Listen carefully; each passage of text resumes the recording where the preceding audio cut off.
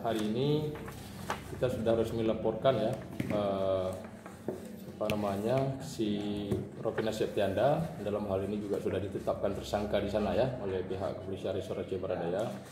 Namun di sini di samping kita laporkan Ropina Septianda, juga kita laporkan salah satu oknum anggota dewan ya, mungkin inisialnya saya sebut saja AS ya begitu ya.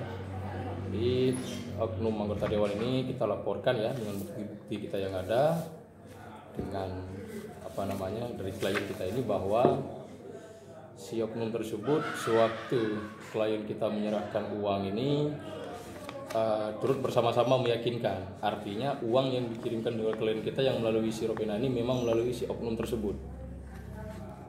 Jadi inisialnya itu AS ya, kita sebut AS ya, inisialnya AS. Itu salah satu oknum anggota dewan Aceh Barat Daya ya.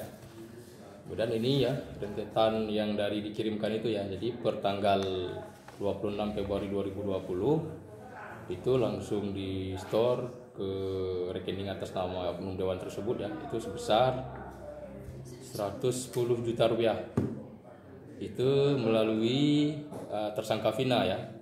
Melalui tersangka Vina, waktu itu dia masih juga sama modusnya dengan yang lain juga sama, ini dengan salesperson BRI ya.